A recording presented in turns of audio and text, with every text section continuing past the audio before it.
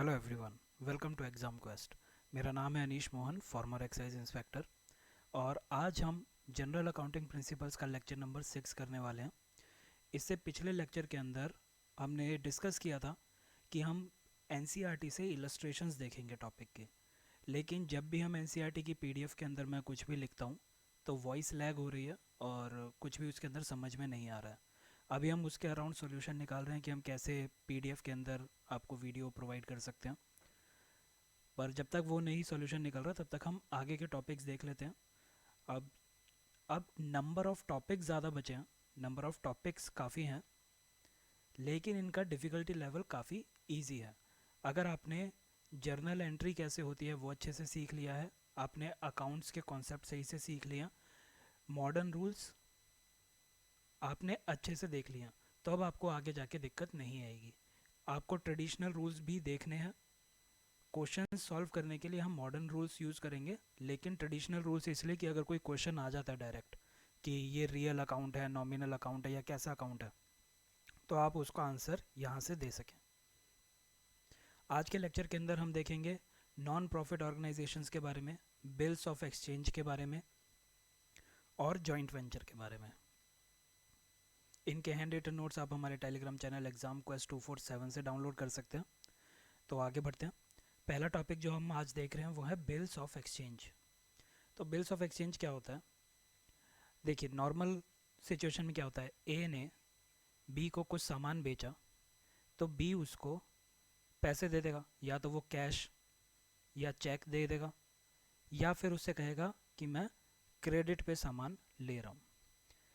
एक तरीका क्या हो सकता है कि ए ने बी को सामान बेचा, बी ने उसे कहा कि मैं अभी पैसे नहीं दे रहा हूँ, मैं तुम्हें पैसे दूंगा 3 महीने के बाद। तो ए क्या करता है, ए एक पेज लेता है, उसने पेज लिया, इस पेज पे लिखता है कि 3 महीने के बाद मुझे, यानी कि ए को पे कर दो। मान लीजिए उसने सामान लिया था 100 रुपये का, तो वो लिख देता है कि 3 महीने के बाद ए को 100 रुपये पे करेगा। यहाँ पे वो साइन करवा लेता है बी के, कि बी यहाँ पे साइन कर दे। और यहाँ पे यहाँ पे भी एक साइन होते हैं। ये क्या साइन होते हैं ये मैं आपको अभी बताता हूँ।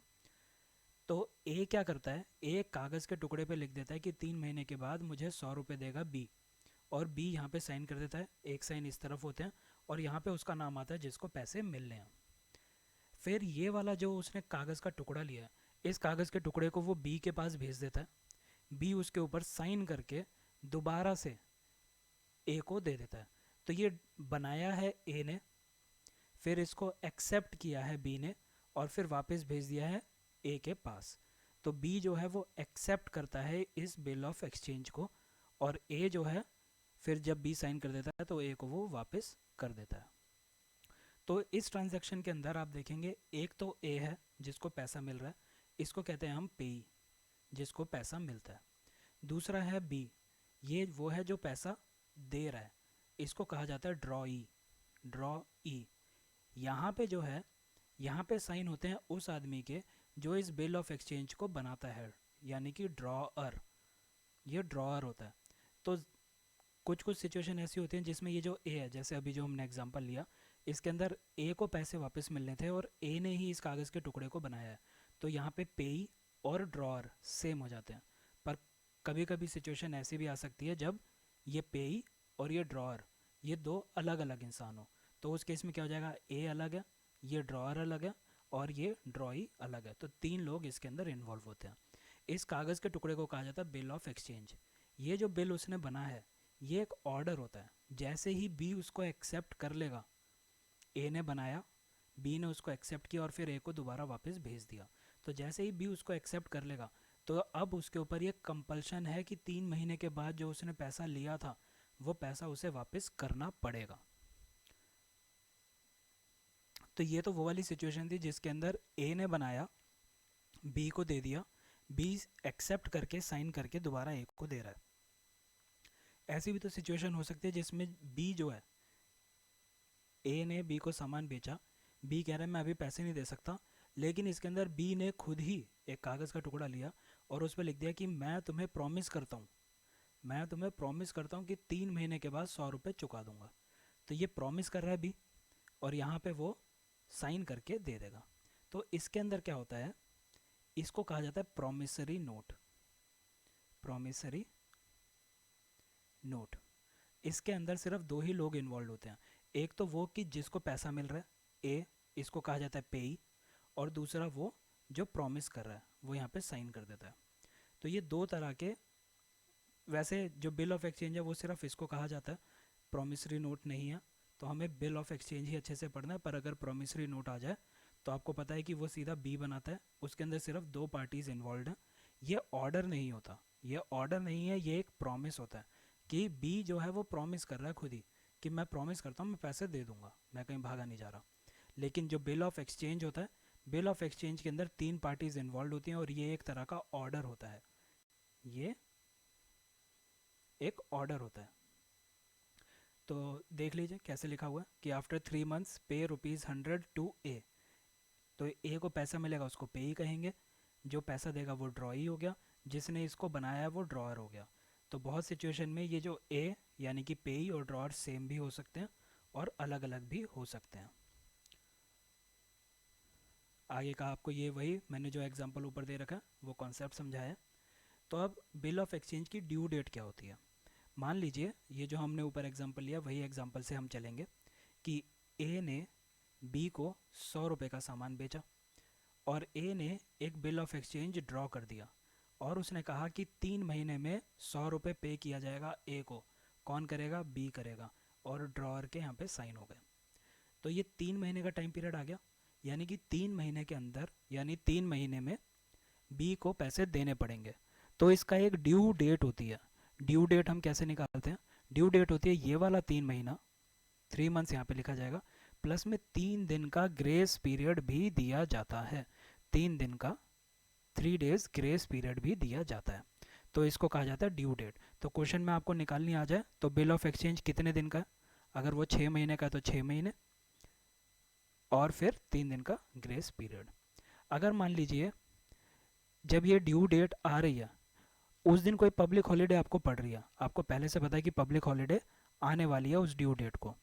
मान लीजिए ड्यू डेट आ रही थी 15 अगस्त की, तो आपको पता ही है कि 15 अगस्त को तो छुट्टी होगी होगी। तो उस केस में क्या होता है, एक दिन पहले ही पैसे देने होते हैं। अगर मान लीजिए कोई इमरजेंसी हॉलीडे हो गई, इमरजेंसी हॉलीडे का पता नहीं होता ना, 14 तारीख तक हमें नहीं पता, या मान लीजिए ड्यू डेट थी 16 अगस्त की, हमें नहीं पता कि 16 अगस्त को छुट्टी होगी या नहीं होगी, लेकिन 15 अगस्त की रात को ही एकदम से ऐलान हो गया कि इमरजेंसी हॉलीडे आएगी, जैसा कोरोना के लॉकडाउन के टाइम हुआ था, एकदम से पता चला कि छुट्टी होने वाली है। तो उस केस में क्या होता है, उस केस में ये कहा जाता है तुम पहले तो दे नहीं सकते क्योंकि तुम्हें पहले से पता नहीं था छुट्टी होने वाली है, तो तुम 1 डे लेटर पे करोगे, एक दिन के बाद पे कर दो।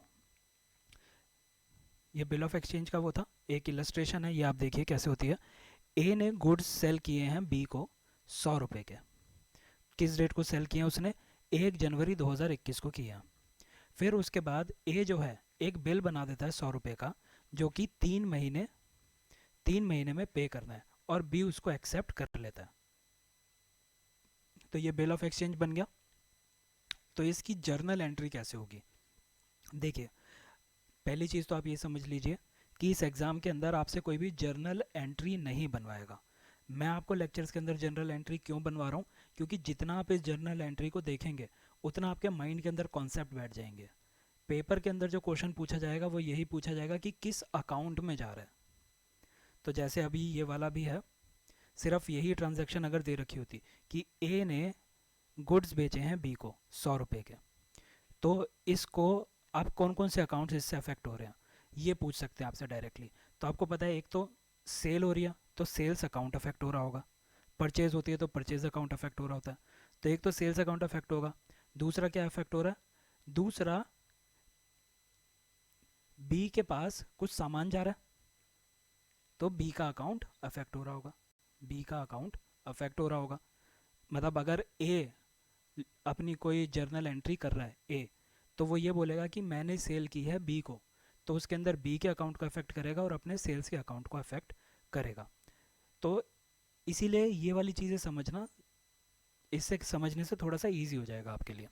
ठीक है, तो इसकी जर्नल एंट्री क्या होगी, ए अपनी बुक में कैसे लिखेगा, ए लिखेगा कि 1 जनवरी 2021 को मैंने सेल की है 100 रुपये की, और बी के अकाउंट के अंदर बी को सेल किया तो बी का अकाउंट डेबिट कर देगा, सेल्स अकाउंट क्रेडिट हो जाएगा। फिर उसी दिन उसने एक, ये जो अभी हम बिल ऑफ एक्सचेंज देख रहे हैं, बिल ऑफ एक्सचेंज होता है बिल्स रिसीवेबल। इसकी डेफिनेशन हम अपने फर्स्ट लेक्चर में ही देख चुके हैं। ये बिल्स रिसीवेबल होता है, ये वो बिल हैं जो आपको फ्यूचर में रिसीव होंगे। ठीक है, तो ये बिल ऑफ एक्सचेंज जो है वो बिल्स रिसीवेबल होते हैं, फ्यूचर में ये पैसा आपके पास आने वाला है। तो एक ही तारीख को आपने बिल ऑफ एक्सचेंज एक बना दिया है, तो आप उसकी एंट्री कैसे करेंगे कि मैंने बिल ऑफ एक्सचेंज बनाया है और किसके लिए बनाया है, बी के लिए। तो बी के अकाउंट को 100 से क्रेडिट कर देंगे और अपनी बुक के अंदर आप लिख लेंगे कि आपके पास बिल्स रिसीवेबल है 100 रुपये का, बिल्स रिसीवेबल है। एक क्वेश्चन जो डायरेक्टली आपका यहाँ पे बन सकता है वो क्या कि ये बिल रिसीवेबल कौन से अकाउंट में आता है, तो आप खुद देखिए, ये आप ऑलरेडी सेल कर चुके हैं और आपको ये पैसा आने वाला है, तो ये आपके लिए एसेट बनेगा, ये आपकी एसेट बनेगा, ये आपकी लायबिलिटी नहीं है, कैपिटल नहीं है, ये आपका एसेट है। तो जब भी एसेट इंक्रीज होता है, आपका बिल रिसीवेबल इंक्रीज हुआ है, तो आप उसको डेबिट करते हैं और बी के अकाउंट से क्रेडिट हो जाएगा।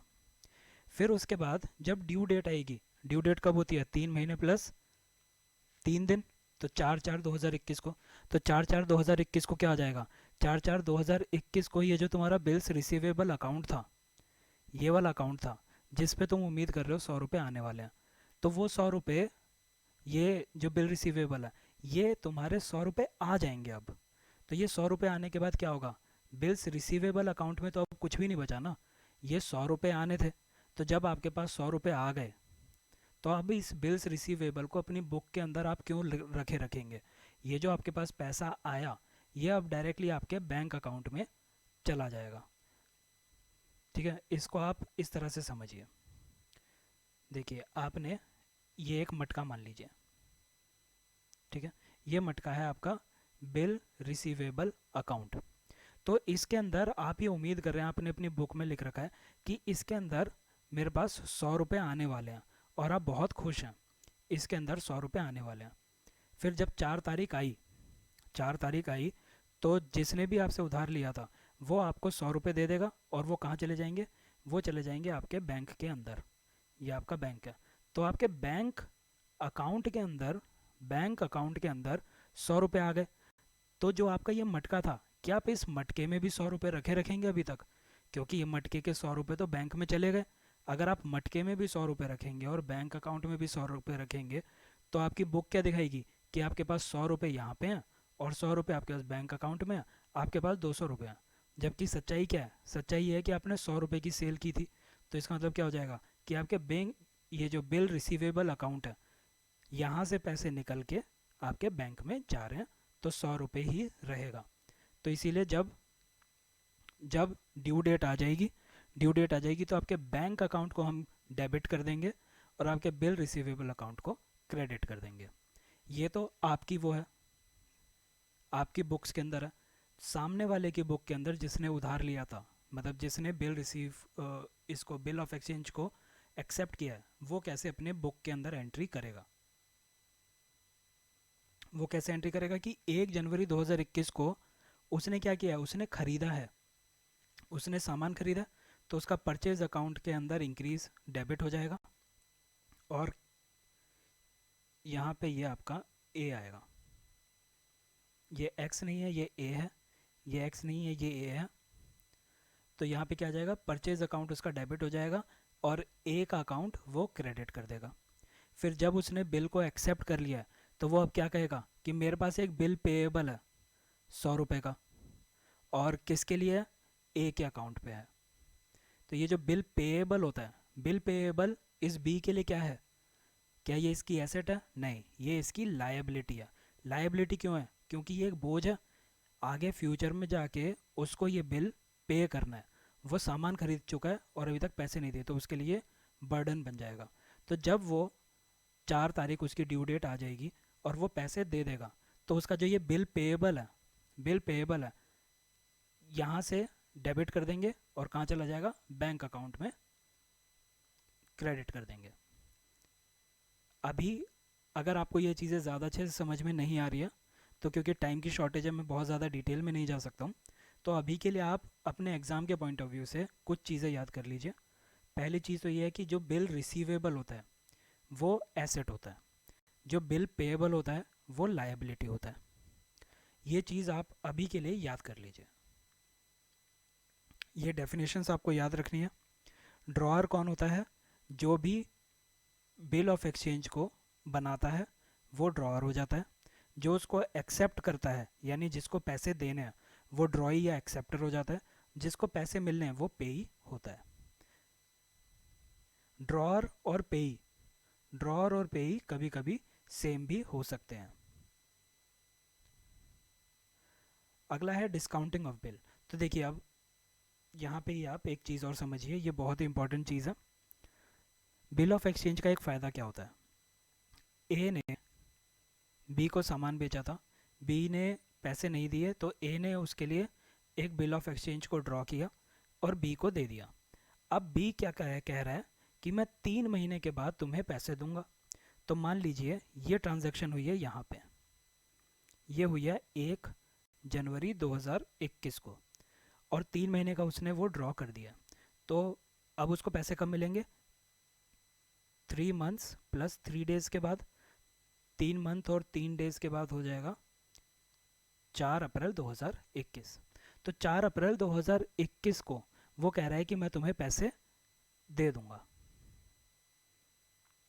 लेकिन ऐसी भी तो सिचुएशन हो सकती है कि 1 फरवरी को ही ए को पैसों की ज़रूरत पड़ गई। तो अब वो बी के पास जाएगा और कहेगा कि मेरे को तो अभी पैसों की ज़रूरत है, मुझे अभी के अभी पैसा दे। बी कहेगा भाई मैंने तो तुझसे बिल ऑफ एक्सचेंज एक्सेप्ट किया हुआ है और मैं तो तुझे पैसे 4 अप्रैल को ही दूंगा, मैं आज पैसे नहीं दे रहा हूँ। तो उस केस में ए क्या करेगा? ए को अभी पैसों की बहुत ज़रूरत है तो ए क्या करेगा?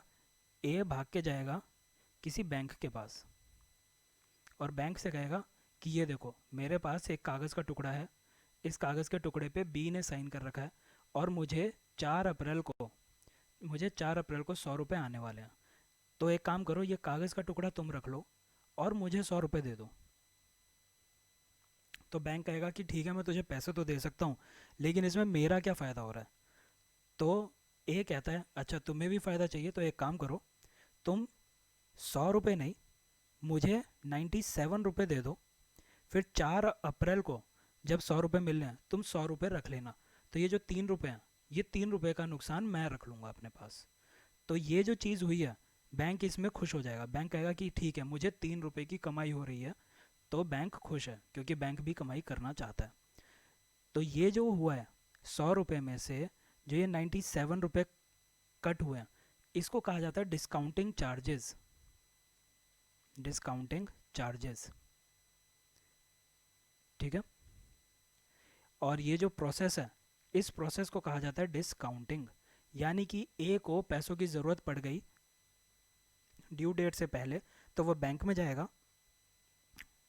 जाएगा और वो कहेगा कि मेरे को जो है पैसे दे दो, मेरे बिल को डिस्काउंट कर दो, मुझे पैसे दे दो यानी कि मेरे बिल को डिस्काउंट कर दो।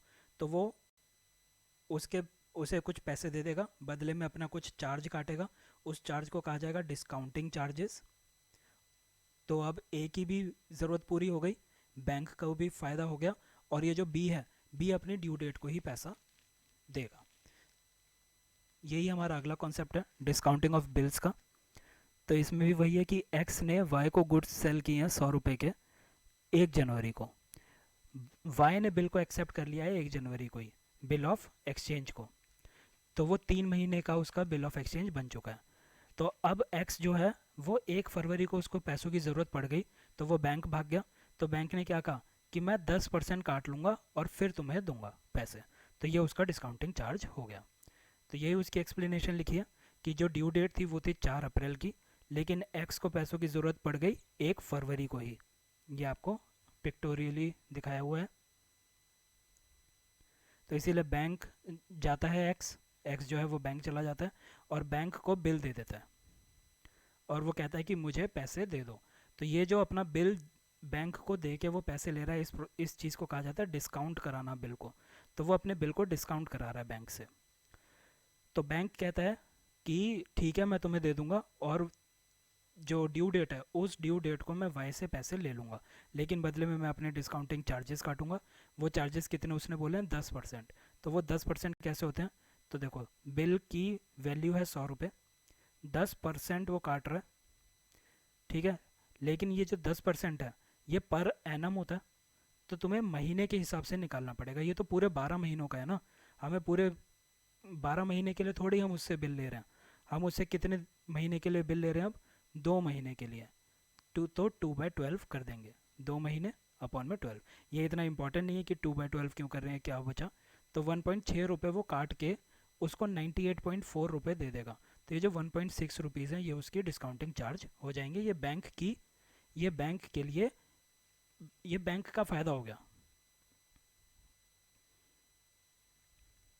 तो ये उसी की एंट्री है। ये इतनी इंपॉर्टेंट नहीं है, मैं सोच रहा हूँ जितनी आपको जर्नल एंट्री बताऊंगा आप डर जाएंगे अकाउंट से, जबकि इतने डिफ़िकल्ट चीज़ें आने नहीं वाली हैं पेपर में। तो इसीलिए मैं इसको अभी स्किप कर रहा हूँ। आप पहले रूल्स अच्छे से पढ़ लीजिए, अगर किसी को समझना होगा तो आप बता दीजिएगा, उसके बाद देखेंगे। एंडोर्समेंट क्या होती है। एंडोर्समेंट होती है, आप बिल्कुल इसको डिस्काउंटिंग की तरह देखिए। डिस्काउंटिंग के अंदर ए को पैसों की ज़रूरत पड़ गई ड्यू डेट से पहले ही, तो वो भाग जाता है बैंक के पास।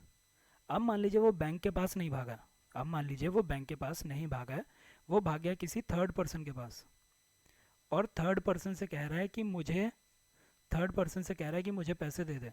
तो उस चीज़ को कहता है एंडोर्स करना, एंडोर्स करना, ठीक है। तो वो थर्ड पर्सन के पास जाएगा। तो अब इस केस में बिल ऑफ एक्सचेंज किसके पास पहुंच जाएगा, इस थर्ड पर्सन के पास। तो जब ड्यू डेट आएगी तो बी किसको पैसे देगा, इस थर्ड पर्सन को देगा। पर यहाँ पे एक कैच होता है। कैच ये है कि देखिए पहली रिस्पॉन्सिबिलिटी तो बी की है कि बी को ही पैसे देने पड़ेंगे। पर अगर कोई ऐसी सिचुएशन आती है जिसमें बी पैसे नहीं दे रहा है, तो ये जो थर्ड पर्सन है ये इस ए का कॉलर पकड़ेगा और कहेगा कि बी ने मुझे पैसे नहीं दिए, तू मुझसे पैसे ले चुका है, अब तू मुझे पैसे देगा।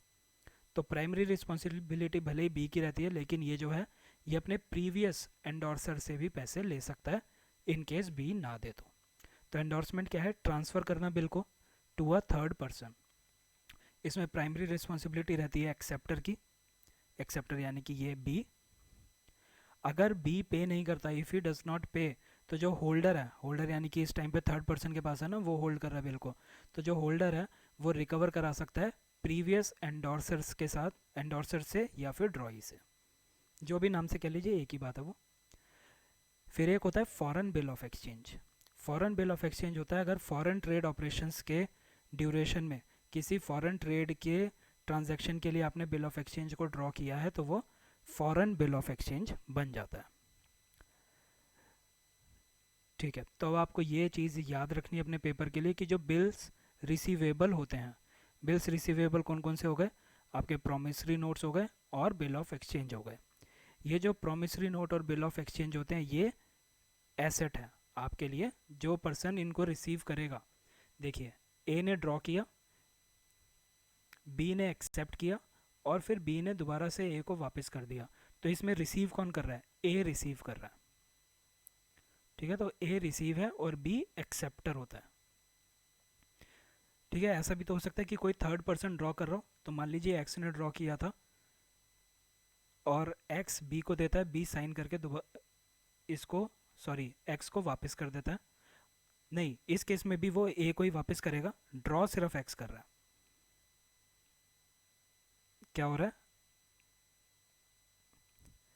थर्ड पार्टी है, उसने बिल को ड्रॉ करके बी को दिया, बी साइन करके ए को दे देगा, बी एक्सेप्ट कर रहा है इस केस में भी। इस केस में ड्रॉअर और पेई दोनों अलग अलग हो जाएंगे। तो ये एसेट होता है, ये आपको ज़रूर याद रखना है। जहाँ तक मुझे याद है ये सेम क्वेश्चन पिछले साल आया हुआ है कि बिल्स रिसीवेबल एसेट होते हैं, लाइबिलिटी होती है या क्या होती है। एक क्वेश्चन जो बन सकता है हमारे ट्रेडिशनल रूल्स के अकॉर्डिंग वो ये कि जो बिल्स रिसीवेबल है ये किस अकाउंट में आएगा। तो ये आप मुझे बताएंगे, ट्रेडिशनल रूल पढ़िए, ट्रेडिशनल रूल पढ़िए और मुझे बताइए कि ये पर्सनल अकाउंट में आएगा, रियल में आएगा या नॉमिनल में आएगा। तो आपकी रिवीजन भी हो जाएगी कि इनकी डेफिनेशन क्या होती है। फिर आप कैसे पता लगाएंगे, डेफिनेशन देखिए और फिर देखिए कि ये बिल्स रिसीवेबल एसेट है या क्या है, उस हिसाब से किस अकाउंट में वो फिट आना चाहिए। इंसॉल्वेंसी एक टर्म आपको पता होनी चाहिए। इंसॉल्वेंसी का मतलब होता है कि जिस पर्सन ने उधार लिया था वो अपना उधार वापस नहीं कर सकता। तो इसका मतलब क्या है कि वो अपने बिल्स को डिसऑनर कर रहा है। तो ये आपको एक फैक्ट याद रखना है कि नेगोशिएबल इंस्ट्रूमेंट्स एक्ट 1881 के अंदर बिल्स ऑफ एक्सचेंज जो है वो एक अनकंडीशनल ऑर्डर है टू पे। ये मैं आपको ऑलरेडी बता चुका हूँ। तो अब डिसऑनर का देखते हैं, डिसऑनर के केस में क्या होता है। ड्रॉअर है, ड्रॉई है, उसने कहा कि 3 महीने के बाद 100 रुपये दे दूंगा। तो अब ड्रॉअर के पास क्या क्या ऑप्शन है जब उसके पास बिल ऑफ एक्सचेंज आ चुका है। उसके पास ऑप्शन है कि वो एक तो अपने पास ही रखे रखे, मेरे ही पास है ये, अब 3 महीने के बाद मैं पैसे ले लूँगा। दूसरा ऑप्शन उसके पास है वो बैंक जाए और बैंक से डिस्काउंट करा ले। तीसरा ऑप्शन है वो एंडोर्सर के पास जाए, किसी थर्ड पार्टी के पास जाए और उससे बिल को एंडोर्स करा ले। एक फोर्थ ऑप्शन और है जो इतना इम्पोर्टेंट नहीं है। फोर्थ ऑप्शन है send for collection. Send for collection में क्या होता है कि वो बैंक के पास बिल भेज देता है और वो कहता है कि मेरे को डिस्काउंट नहीं कराना, मुझे पैसे नहीं चाहिए, बस मेरे इस बिल को अपने पास सेफ रखो, बस, और कुछ नहीं करता वो। 3-4 महीने के बाद जो भी उसकी ड्यू डेट है वो उसके पैसे आ जाते हैं, वो डिस्काउंट नहीं करा रहा है, तो ये सेंड फॉर कलेक्शन होता है। तो ये उसके पास 4 ऑप्शन है एक ड्रॉअर के पास जब भी उसको बिल ऑफ एक्सचेंज मिलता है।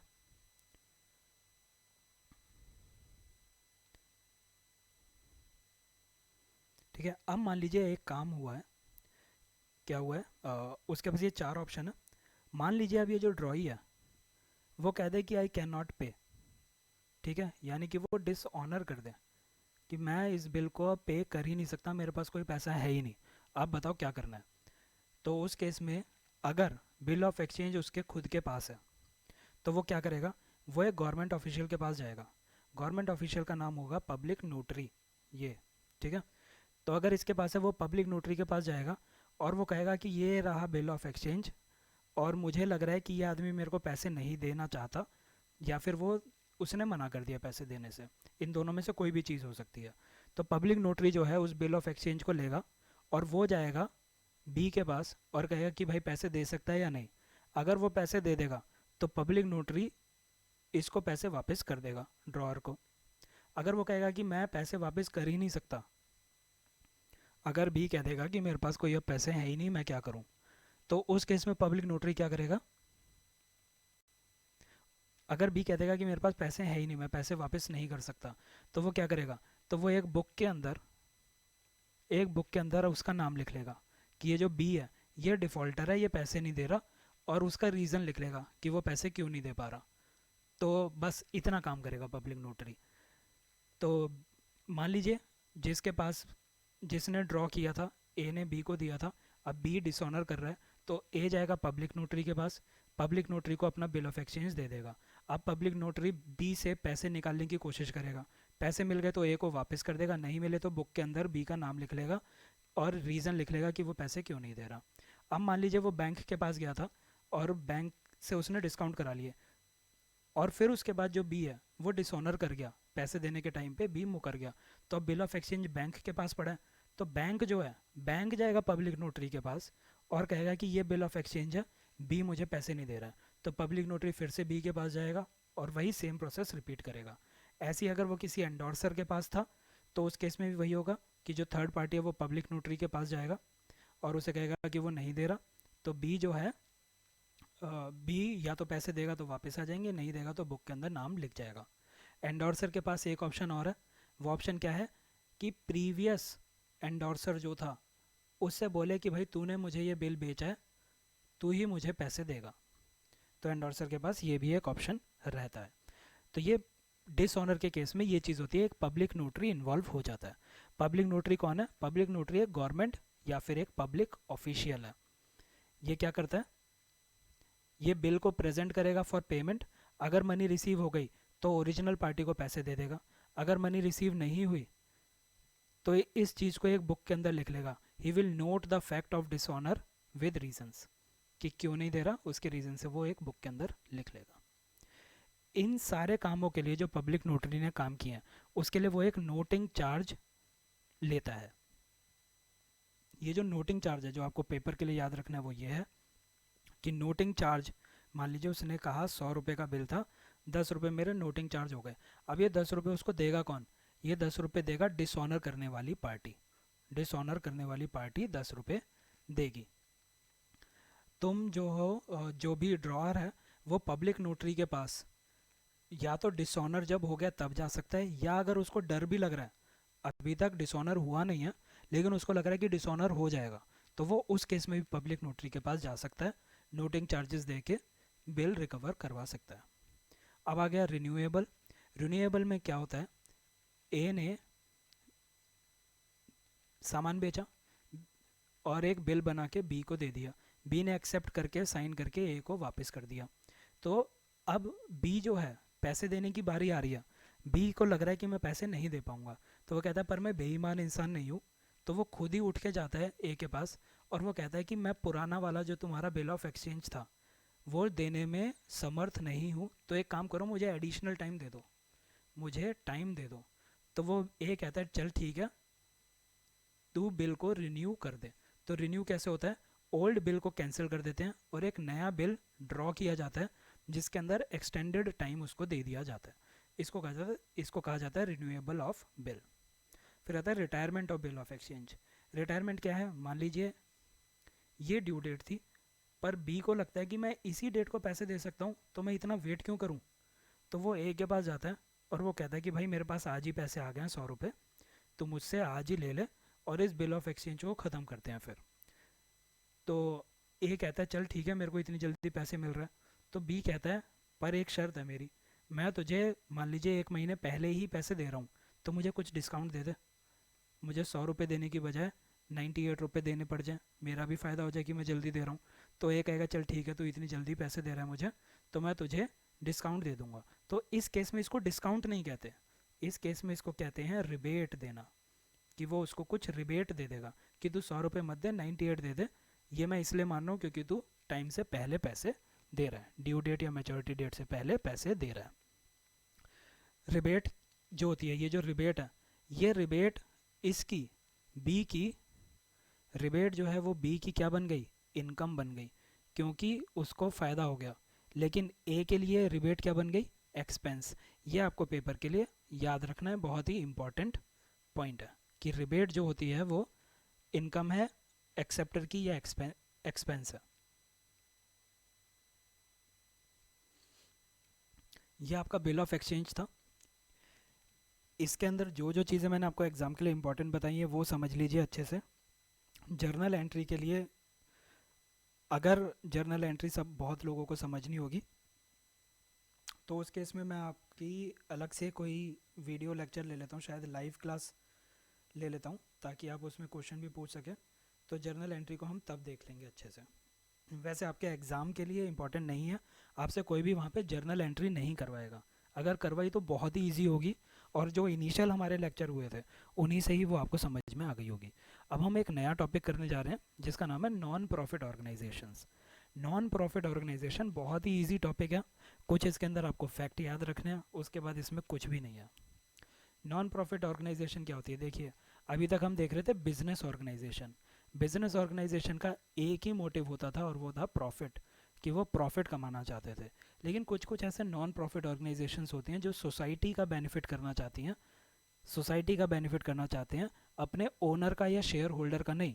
बिजनेस में कौन है? बिजनेस में जो भी ओनर होगा या इसके जितने भी शेयर होल्डर होंगे उनको वो ज़्यादा से ज़्यादा प्रॉफिट देना चाहते हैं। लेकिन नॉन प्रॉफिट ऑर्गेनाइजेशन सोसाइटी का बेनिफिट चाहती है। ये एक लीगल अकाउंटिंग एंटिटी होती है। ये हम ऑलरेडी डेफिनेशन देख चुके हैं कि एंटिटी क्या होती है, जो भी अपना अकाउंट्स बना रही है वो एक अकाउंटिंग एंटिटी बन जाती है। जो एनपीओज हैं, नॉन प्रॉफिट ऑर्गेनाइजेशन है, उनको रजिस्टर कराना होता है कंपनीज एक्ट के अंदर। कंपनीज एक्ट के अंदर एक सेक्शन 8 है, इसको कहते हैं अंडर सेक्शन 8। तो ये कंपनीज एक्ट के अंदर सेक्शन 8 है, उसके अंदर रजिस्टर कराया जाता है कंपनीज को। और ये जो कंपनीज हैं, जितने भी एनपीओज बन गई, नॉन प्रॉफिट ऑर्गेनाइजेशंस बन गई, क्या कहा गया कंपनीज एक्ट के अंदर? कंपनीज एक्ट के अंदर एक शेड्यूल 3 बना हुआ है। शेड्यूल 3 के अंदर पूरा फॉर्मेट दिया हुआ है कि कैसे आप अपनी प्रॉफिट एंड लॉस स्टेटमेंट बनाएंगे, कैसे बैलेंस शीट बनाएंगे, कैसे ट्रेडिंग स्टेटमेंट बनाएंगे। तो ये सारे फॉर्म दिए हुए हैं। तो जो एनपीओज होते हैं, एनपीओज को इसी शेड्यूल 3 के अंदर कुछ फॉर्म्स दिए हुए हैं, उस फॉर्म के अकॉर्डिंग एक तरह से प्रोफॉर्मा दिया हुआ है, और उसी प्रोफॉर्मा के अकॉर्डिंग उसे अपनी बैलेंस शीट बनानी होती है और इनकम एंड एक्सपेंडिचर अकाउंट या स्टेटमेंट बनानी होती है। ये बहुत ही इंपॉर्टेंट पॉइंट है। ये जो है ये आपको याद रखना है। ये भी आपका एक एमसीक्यू वर्थ क्वेश्चन है कि एनपीओज को, नॉन प्रॉफिट ऑर्गेनाइजेशंस को क्या क्या बनाना होता है। तो शेड्यूल 3 ऑफ कंपनीज एक्ट क्या बोलती है उसको बनाने के लिए कि तुम 3 चीज़ें बनाओगे। एक तो तुम्हें बैलेंस शीट बनानी है। ये जो बैलेंस शीट होती है ये बताती है कि साल के एंड में तुम्हारी फाइनेंशियल पोजीशन क्या है, तुम्हारी फाइनेंशियल पोजीशन क्या है at the end of the period, साल के एंड में क्या है। दूसरी चीज़ बनानी है इनकम एंड एक्सपेंडिचर अकाउंट। ये जो इनकम एंड एक्सपेंडिचर अकाउंट है, देखिए यहाँ पे मैं आपकी एक टेबल बना देता हूँ। यह है आपकी बिजनेस ऑर्गेनाइजेशन और यह है आपकी एनपीओ। तो बिजनेस ऑर्गेनाइजेशन बनाती है प्रॉफिट एंड लॉस अकाउंट, क्योंकि उसको प्रॉफिट और लॉस में डील करना होता है। लेकिन एनपीओ के लिए तो कोई प्रॉफिट नहीं है ना, एनपीओ तो समाज सेवा कर रही है, तो समाज सेवा में कोई प्रॉफिट या लॉस नहीं देखता है। तो वो क्या देखेगा, वो सिर्फ देखेगा कि मेरी कितनी इनकम हो रही है और कितना एक्सपेंडिचर हो रहा है। तो ये जो इनकम और एक्सपेंडिचर स्टेटमेंट है ये बिजनेस ऑर्गेनाइजेशन के अंदर प्रॉफिट एंड लॉस अकाउंट की तरह होती है। फिर आती है इसकी एक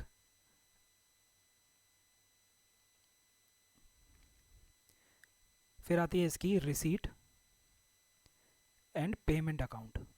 रिसीट एंड पेमेंट अकाउंट, तो हमने बिजनेस के अंदर देखा था कैश अकाउंट बनता है कि जो भी कैश ट्रांजैक्शंस होती हैं, जो भी कैश ट्रांजैक्शन होती हैं वो उसके लिए हम एक कैश अकाउंट बना देते हैं। पिछली क्लास में ही देखा था शायद हमने, पिछले से, जिसमें हमने cash account, petty cash account, impress system देखा था। तो ये जो कैश अकाउंट होता है उसी के जैसे ही एनपीओ के अंदर रिसीट एंड पेमेंट अकाउंट बनाया जाता है। बैलेंस शीट यहाँ पे भी बनेगी और यहाँ पे भी बनेगी। तो एनपीओ के अंदर देखिए बिजनेस ऑर्गेनाइजेशन के लिए जो प्रॉफिट और लॉस देखते हैं, एनपीओ सिर्फ सरप्लस और डेफिसिट देखता है, इनका कुछ भी प्रॉफिट और लॉस नहीं होता।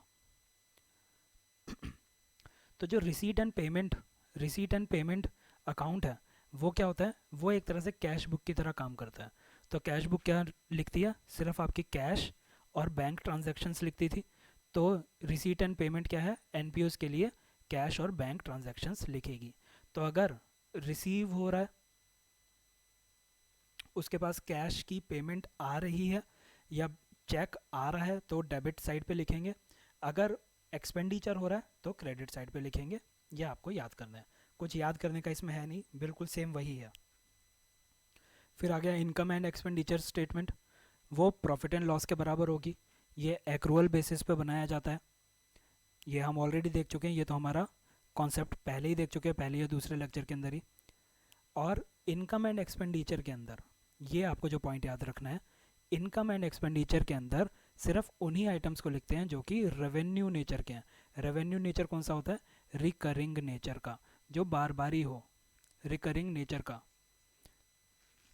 ठीक है, ये काफ़ी इंपॉर्टेंट डेफिनेशन है जो हम ऑलरेडी कवर कर चुके हैं, तो इसको आपको ज़रूर समझना है, क्योंकि पेपर में इसके ऊपर एक क्वेश्चन आप मान के चलिए आएगा।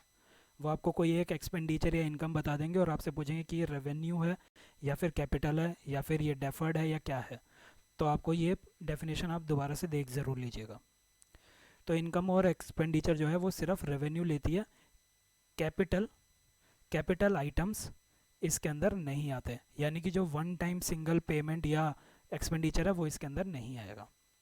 बैलेंस शीट क्या होती है, बैलेंस शीट बताती है कि आपके साल के एंड में कितनी एसेट्स और लायबिलिटीज़ हैं।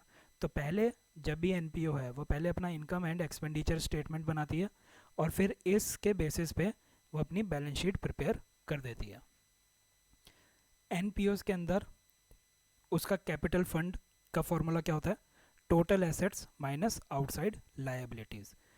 तो इस कैपिटल फंड के अंदर क्या क्या चीज़ें आती हैं, मतलब टोटल एसेट, उसके टोटल एसेट में से आउटसाइड लायबिलिटीज़ को माइनस कर दिया तो क्या बचता है उसके पास बचती हैं डोनेशंस, जो उसके पास डोनेशन आई है वो बचेगी, उसकी लेगेसीज, ये अभी हम डेफिनेशन देखेंगे, इंटरेस्ट फीस, एक्यूमुलेटेड सरप्लस, ये सारी चीज़ें उसका कैपिटल फंड बन जाता है। अब देखते हैं ये सारी चीज़ें होती क्या हैं। तो डोनेशन क्या होती है? डोनेशन एक तरह का गिफ्ट है जो कि कैश या काइंड में हो सकता है, कैश या काइंड में। और इसका पर्पस क्या होता है? खर्चे की पूर्ति करना, चाहे वो खर्चा रेवेन्यू टाइप का हो या कैपिटल टाइप का, डोनेशन से हम उसकी पूर्ति कर सकते हैं। अब डोनेशन दो तरह की हो सकती है। एक डोनेशन तो वो है, मान लीजिए राम ने 100 रुपये दिए और उसे कहा कि ये जो 100 रुपये हैं, इस 100 रुपये से तुम सिर्फ खाना खिलाओगे लोगों को, इस 100 रुपये से तुम सिर्फ खाना खिलाओगे लोगों को। तो ये एक स्पेसिफिक डोनेशन हो गई, इसने पर्पस डिफाइन कर दिया। तो जब पर्पस डिफाइन हो गया तो उसको कह दिया जाता है स्पेसिफिक डोनेशन। और अगर श्याम ने 100 रुपये दे दिए और एनपीओ से कहा कि हमें तुम पे पूरा भरोसा है कि तुम 100 रुपये को अच्छा यूज़ करोगे, तो हम कोई पर्पस नहीं बता रहे, तुम बस अपने पास रख लो, तो वो जनरल डोनेशन हो जाती है। अब यहाँ पे जो आपको याद रखना है वो बहुत ही ज़्यादा इंपॉर्टेंट है।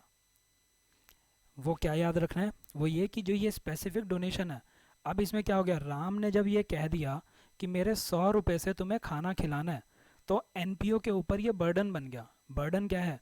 कि मुझे इन पैसों से खाना खिलाना ही पड़ेगा। तो ये जो है, ये बैलेंस शीट पे लिखी जाती हैं और बैलेंस शीट में लायबिलिटी साइड पे लिखते हैं। ये आपको याद रखना है कि ये कहाँ लिखी जाती हैं, बैलेंस शीट में, लायबिलिटी साइड पे। ये स्पेसिफिक पर्पस के लिए होती हैं।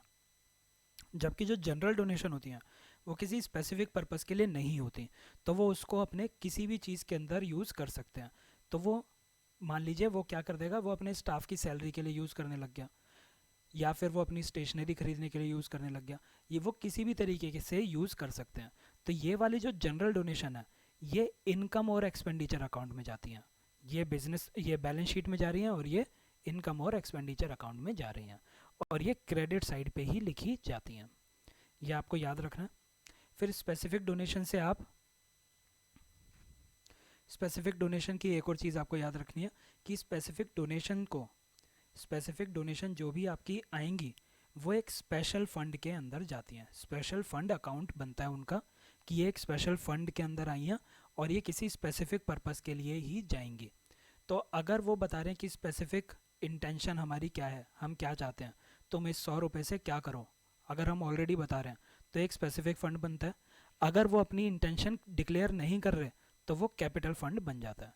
मतलब वो क्या है, ये श्याम वाला है, श्याम ने क्या कहा कि ये 100 रुपये रखो, मेरे को पूरा भरोसा है अच्छा यूज़ करोगे, तो तुम उस पैसे को कैपिटल फंड में डाल दोगे। राम ने क्या कहा था कि इस 100 रुपये से रोटी ही खिलानी है, तो उसके लिए स्पेशल फंड अकाउंट में बना देंगे। अब मान लीजिए कोई डोनेशन थी जो कि स्पेशल फंड के अंदर डाल दी थी हमने, इस डोनेशन से हमने कोई इन्वेस्टमेंट की या कोई एसेट खरीदा, उससे अगर हमारी कोई भी ये जो भी चीज़ हम खरीदते हैं इनको हमें अलग से डिस्क्लोज करना होता है। ये डिस्क्लोज लिखा हुआ है, शायद ये कटा हुआ आ रहा होगा आपको वीडियो में, इसको डिस्क्लोज करना होता है सेपरेटली। बस इतना आपको ये याद रखना है। तो आपकी जो भी स्पेशल डोनेशन होगी वो स्पेशल फंड अकाउंट में जाएगी, जो आपकी जनरल डोनेशन है वो आपके कैपिटल फंड अकाउंट में जाएंगी। अगली स्पेशल चीज़ जो हमें देखनी है वो है एंट्रेंस या एडमिशन फ़ीस। नाम से ही आपको पता चल रहा है ये क्या चीज़ होती है। एडमिशन के लिए जो भी फ़ीस चार्ज की जाती है उसको एंट्रेंस या एडमिशन फ़ीस कहा जाता है। तो ये नॉर्मली नॉर्मली ये कैपिटल रिसीट है। यानी कि मान लीजिए जब राम को किसी एनपीओ का मेंबर बनना है तो वो पहले साल 100 रुपये दे देगा और उसका मेंबर बन जाएगा। अगले साल तो वो 100 रुपये नहीं दे रहा ना, तो ये रिकरिंग नेचर का नहीं है, ये रिकरिंग नेचर का नहीं है, इसलिए उसको कैपिटल रिसीट में दे देते हैं। तो वो डायरेक्टली कैपिटल फंड के अंदर चला जाता है। ये आपको याद रखना है कि कहाँ जाता है। इसके अंदर कोई भी ऑब्लिगेशन नहीं आ रही कि कहाँ पे खर्च करना है, तो ज़्यादातर ये कैपिटल रिसीट होती है। लेकिन लेकिन कभी कभी क्या हो सकता है कि ये जो फ़ीस थी ये बहुत ही स्मॉल थी, और जब ये फ़ीस आ गई, इस फीस से हम उस एडमिशन का ही खर्चा निकाल रहे हैं। मान लीजिए एडमिशन के लिए एक फॉर्म आपको फिल कराना पड़ता है, तो ये जो फॉर्म है इस फॉर्म के प्रिंट आउट भी निकालने पड़ेंगे, आपको साइन करने के लिए उसको पेन भी देना पड़ेगा। तो मान लीजिए ये जो सारी चीज़ें हैं इस पर भी कुछ खर्चा आएगा, एक आदमी को आपको बिठाना पड़ेगा, उस आदमी को आप सैलरी भी देंगे। तो ये जो सारा का सारा खर्चा है आपके एडमिशन देने के लिए ही आ रहा है। तो अगर एडमिशन फ़ीस से ही इस खर्चे की पूर्ति की जा रही है और वो एडमिशन फ़ीस काफ़ी स्मॉल थी, तो उसको हम इनकम एंड एक्सपेंडिचर अकाउंट में भी डाल सकते हैं। ज़रूरी नहीं है कि वो कैपिटल रिसीट में जाए, कैपिटल फंड बने। जो सब्सक्रिप्शन होती है वो इनकम होती है। सब्सक्रिप्शन क्या है? सब्सक्रिप्शन आपको बार बार पे करनी पड़ती है उसका मेंबर बने रहने के लिए या किसी और चीज़ के लिए, वो एनपीओ की इनकम होती है। बस आप इतना याद रख लीजिए और डिटेल की ज़रूरत नहीं है इसमें। लाइफ मेंबरशिप फ़ीस जो है, ये भी आपको अगर लाइफ मेंबरशिप चाहिए तो उसके लिए आपको फ़ी देनी पड़ती है, नॉन रिकरिंग है तो कैपिटल रिसीट बन जाती है, कैपिटल फंड या जनरल फंड में जाती है। लेगेसी क्या होती है? ये एक इंपॉर्टेंट टर्म है, आपको ये याद रखना है। लेगेसी क्या है? मान लीजिए कोई आदमी मर गया और उसने अपनी वसीयत में, अपनी विल के अंदर लिख दिया कि मेरे सारे पैसे जो हैं वो किसी एनपीओ को चले जाएं तो ऐसी जो भी अमाउंट मिलती है उसको लेगेसी कहा जाता है। जो भी पैसे किसी की वसीयत से मिल रहे हैं वो सारे के सारे लेगेसी बन जाते हैं। तो ये जो लेगेसी है कब बनेगी? अमाउंट आ रहा है बिकॉज ऑफ अ विल बनी है after the death of a person, इसको हम लायबिलिटी साइड पे लिखते हैं और ये एक कैपिटल फंड होता है। क्योंकि बार बार तो आदमी मर के अपनी वसीयत नहीं बनाता, वो तो एक ही बार बनाएगा, तो कैपिटल फंड। एंडाउमेंट फंड क्या होता है? ये या तो आपको पूरा एंडाउमेंट फंड डोनेशन लिखा हुआ मिलेगा या फिर एंडाउमेंट फंड लिखा हुआ मिलेगा, डोनेशन नहीं हो क्या पता। तो जो भी है एक ही मतलब है इन दोनों का। इसका मतलब क्या है कि आपको किसी ने ढेर सारे पैसे दे दिए एक साथ, आपको ढेर सारे पैसे दे दिए, अब आप इस पैसे को, पैसा देते हुए उसने क्या कह दिया कि इसको तुम यूज़ करो रोड बनाने के लिए। ये एक तरह से स्पेसिफिक डोनेशन की तरह हो गया, तो ये भी एक स्पेसिफिक डोनेशन की तरह है। तो ये क्या होगा? कैपिटल रिसीट है जिसको हम बैलेंस शीट में लायबिलिटी साइड पे लिखेंगे स्पेसिफिक पर्पस फंड में। आपने जो भी एनपीओ जो बनाया हुआ है, इस एनपीओ में डेली न्यूज़पेपर आता था, आप उस न्यूज़पेपर की रद्दी बेच देते हैं या मैगजीन को बेच देते हैं, तो वो कहाँ आता है? वो क्रेडिट साइड पे आता है इनकम और एक्सपेंडिचर अकाउंट में। ये आपको याद रखना है। अगर आपका पुराना फर्नीचर था या फिक्स्ड एसेट की बात हो रही है, आपकी कोई पुरानी बिल्डिंग थी जिसको आप बेच रहे हैं, एनपीओ हैं आप और आप अपनी पुराने ऑफिस को बेच देते हैं, तो वो आपकी कैपिटल रिसीट बनती है। और इससे अगर आपको कोई प्रॉफिट होता है या कोई लॉस होता है तो वो आपकी इनकम एंड एक्सपेंडिचर अकाउंट में आती है। ये कैपिटल रिसीट है लेकिन इनकम और एक्सपेंडिचर अकाउंट में लिखी जाएगी। ऑनरेरियम क्या होता है? मान लीजिए आपको कोई एक सर्विस चाहिए थी किसी ऐसे आदमी से जो एनपीओ में, आपके एनपीओ में काम नहीं करता। मान लीजिए आपको वेबसाइट बनवानी थी, तो आपकी नॉन प्रॉफिट ऑर्गेनाइजेशन में कोई भी ऐसा नहीं है जो वेबसाइट बना सकता है, तो आप बाहर के आदमी से काम लेंगे और उसको जो पैसे देंगे उस काम के, उसको ऑनरेरियम कहा जाता है। ज़्यादा इंपॉर्टेंट नहीं है ऑनरेरियम क्या होता है, बस इसकी डेफिनेशन आपको याद होनी चाहिए। अब कुछ इसके अंदर जैसे हमने मॉडर्न रूल्स और ट्रेडिशनल रूल्स के फॉर्मूले याद किए थे, वही आपको इसमें याद करना है। ज़्यादातर चीज़ें सेम हैं, हम बहुत बार इनको देख चुके हैं। एनपीओ में प्रीपेड एक्सपेंस और एक्रूड इनकम ये एसेट होती है। जिस लेक्चर में मैंने आपको इनकी डेफिनेशन बताई है, मैंने उसमें भी आपको ये बताया होगा कि एसेट होता है। नहीं बताया तो आप उस डेफिनेशन को दोबारा से रिवाइज करें, यहाँ पे मैं बताऊँगा तो बस वीडियो लंबी होती जाएगी। तो इस डेफिनेशन को दोबारा से रिवाइज करें उस वीडियो से, और ये एसेट होती है, ये याद कर लें। ऐसे ही आउटस्टैंडिंग एक्सपेंसेस और एडवांस इनकम लायबिलिटीज़ बनती है। जो भी आप सरप्लस आपके पास बचता है, सरप्लस क्या था, हमने क्या देखा? एसेट में से टोटल आउटसाइड लायबिलिटीज़ को हम माइनस कर रहे थे, ठीक है? ये आपका कैपिटल बच रहा था एनपीओ का। अगर ये सरप्लस में है, ये ज़्यादा है, तो उसको हम अगले साल, ये देखिए ये हमारी 2019-20 की हमने मान लीजिए बैलेंस शीट बनाई, तो अगले साल जब हम दोबारा से उसकी बैलेंस शीट बनाएंगे तो यहाँ पे जो हमारे पास सरप्लस बचा है इस साल का, प्रॉफिट तो होता नहीं है एनपीओ में, एनपीओ में सरप्लस होता है। तो मान लीजिए उसने 100 रुपये का खर्चा किया और मान लीजिए उसने, उसके 100 रुपये के एसेट आए और उसने 90 रुपये का खर्चा किया, तो 10 रुपये उसके पिछले साल बच गए। तो ये प्रॉफिट तो है नहीं। देखिए बिजनेस ऑर्गेनाइजेशन में क्या होता है, ये जो 10 रुपये बचते हैं, प्रॉफिट बचे, ये प्रॉफिट उसके ओनर के पास चला जाता है, उनके शेयर होल्डर के पास चला जाता है। एनपीओ में तो ये ओनर और शेयर होल्डर को प्रॉफिट जाता ही नहीं, क्योंकि प्रॉफिट का कॉन्सेप्ट नहीं है। तो एनपीओ क्या करता है, ये सरप्लस पैसा है ना, तो ये सरप्लस पैसा अगले साल जब अपनी अकाउंट्स प्रिपेयर करेगा तो वहाँ पे ये सरप्लस अमाउंट लिखेगा। तो ये क्या कहेगा कि कैपिटल फंड के अंदर 10 रुपये हमारे पास पिछले साल से आए हैं, तो जो सरप्लस अर्न किया है, ये सरप्लस हम ऐड कर देते हैं कैपिटल फंड में। और अगर वो डेफिसिट होता है तो जो भी हमारे अगले साल का कैपिटल फंड होगा उसमें से उस डेफिसिट को माइनस कर दिया जाता है। ये आपको याद रखना है। कैश एंड बैंक बैलेंस, ये क्या होता है? जो भी आपका क्लोजिंग कैश और बैंक बैलेंस होता है उसको हम रिसीट और पेमेंट अकाउंट में दिखाते हैं। ये हमारा एसेट बनता है बैलेंस शीट के अंदर। जो भी आपके पास कैश या बैंक बैलेंस है वो आपका एसेट है बैलेंस शीट के अंदर। जो आपके फिक्स्ड एसेट होते हैं, जब आप अगले साल का अकाउंट दोबारा से प्रिपेयर करेंगे, ठीक है, तो मान लीजिए ये 2019 का था। 2019 में आप कहेंगे कि मेरी बिल्डिंग के 100 रुपये थे, इधर मैंने एक और ऑफिस ले लिया, तो ये 100 रुपये में, और वो ऑफिस 10 रुपये का था, तो 100 रुपये मेरे पास पुराने थे, 10 रुपये और बढ़ा दो तो 110 रुपये के फिक्स्ड एसेट हो गए। ऐसे ही अगर कोई मशीन थी, मशीन का कुछ वियर टीयर हो गया, तो वो क्या कहेगा कि ये मशीन 100 रुपये की थी, वियर टीयर हो गया 10 रुपये का, तो ये 90 की बची। तो वियर टीयर को या डेप्रिसिएशन को माइनस कर देते हैं। अगर कोई नई चीज़ एसेट इंक्रीज़ हुआ तो उसको हम ऐड कर देते हैं। ज़्यादा इसमें इम्पोर्टेंट कुछ भी नहीं है। अब है ये अगला टॉपिक जॉइंट वेंचर्स का। जॉइंट वेंचर्स क्या होते हैं? जॉइंट वेंचर्स क्या है? देखिए, कोई भी बिजनेस है, ये एक बिजनेस खुला हुआ है, तो इस बिजनेस का अगर कोई सिंगल ओनर है, सिंगल ओनर है, अगर ये ए का, इकलौते ए का बिजनेस है, तो इसको कहा जाता है सोल प्रोप्राइटर, सिंगल ओनर। फिर इसके बाद क्या हुआ, इसने कहा कि मेरे पास एक असाइनमेंट है, मैं किसी के साथ पार्टनरशिप में नहीं आना चाहता, मैं बस चाहता हूँ कि मेरे को एक एजेंट मिल जाए जो मेरा ये काम कर दे और काम के बदले में मुझसे कमीशन ले ले और अपने घर चला जाए, मेरे को उसके साथ पार्टनरशिप नहीं करनी है। तो इस मॉडल को कहा जाता है कंसाइनमेंट।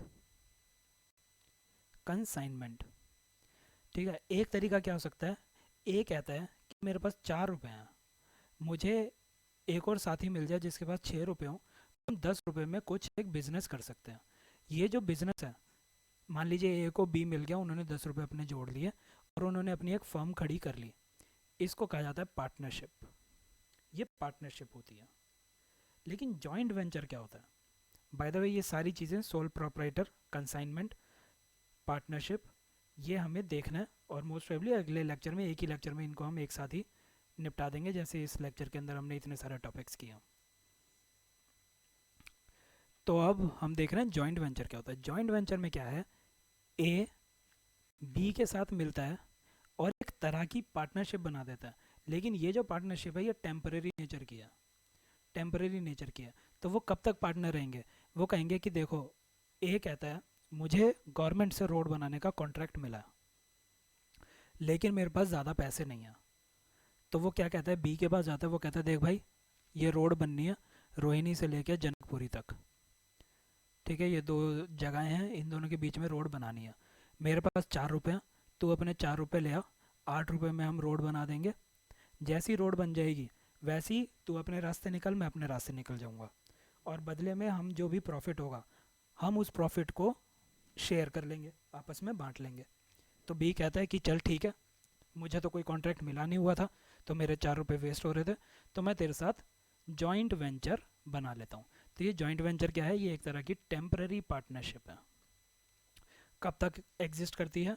जब तक कि इनका जो स्पेसिफिक पर्पस है, स्पेसिफिक पर्पस जिसकी वजह से ये पार्टनरशिप बनी थी, जब तक वो पर्पस फुलफिल नहीं होता तब तक ये बनी रहती है।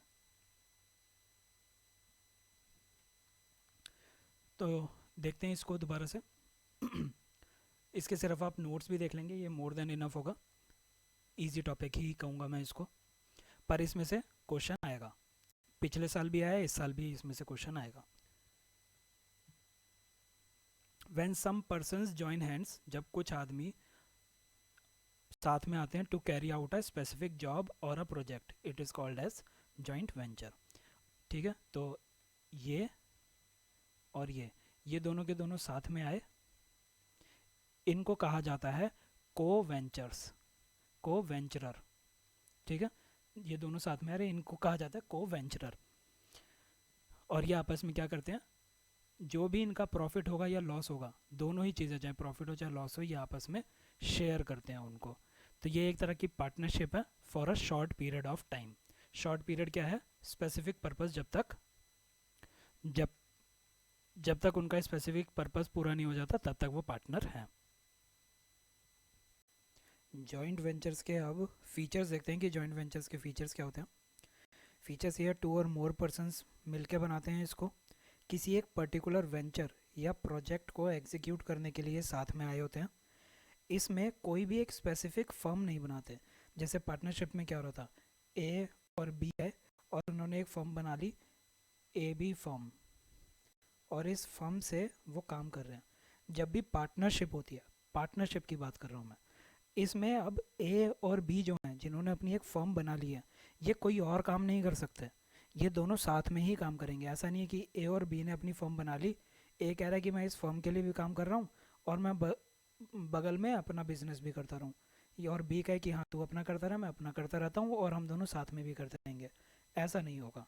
जब इन्होंने फर्म बना ली, ये पार्टनरशिप में आ गए, तो ये साथ में काम करेंगे। लेकिन जो ये जॉइंट वेंचर होता है उसमें क्या है, वो एक स्पेसिफिक पर्पस के लिए आते हैं, उन्हें कोई फर्म बनाने की ज़रूरत नहीं होती, और ये अपना अलग अलग काम भी उस ड्यूरेशन में कर सकते हैं। ये किसी और प्रोजेक्ट में भी काम कर रहा हो सकता है, ये किसी और प्रोजेक्ट में भी अलग से काम कर रहा हो सकता है।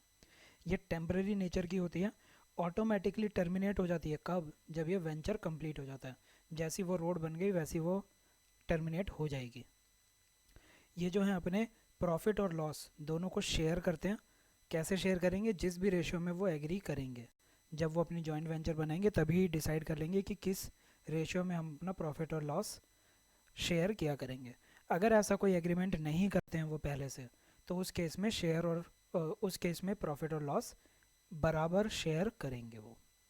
ये जो को वेंचरर्स हैं ये फ्री हैं to continue with their own business, अपना खुद का बिजनेस वो कर सकते हैं, अनलेस एग्रीड अदरवाइज। अगर एग्रीमेंट में कह दिया कि नहीं कर सकते तो बात अलग है, वरना वो अलाउड हैं करने के लिए। तो जॉइंट वेंचर लोग बनाना क्यों चाहते हैं? देखिए, एक तो वही ऊपर वाला एग्जांपल था कि ए के पास 4 रुपये थे, बी के पास 4 रुपये थे, 8 रुपये में रोड बननी थी, दोनों के पैसे आ गए। फिर मान लीजिए और क्या हो सकता है, ए के पास मैनेजमेंट स्किल हो लेकिन इंजीनियर ना हो, बी के पास इंजीनियर भी हैं, तो दोनों के दोनों अपनी अपनी स्किल लेके आएंगे। इंजीनियर रोड बनाने में हेल्प करेगा, मैनेजमेंट उसको एफिशिएंटली रन करेगी। तो ये क्या करते हैं, रिसोर्सेज लेके आते हैं, अपनी एबिलिटी और एक्सपीरियंस को लेके आते हैं, साथ ही साथ इनका रिस्क जो है वो आपस में बट जाता है। अगर ए जो है 4 रुपये उसके पास खुद थे, 4 रुपये वो बैंक से लोन लेके लगा देता, अब मान लीजिए अगर नुकसान हो गया तो ये पूरे के पूरे 8 रुपये का नुकसान ए का है।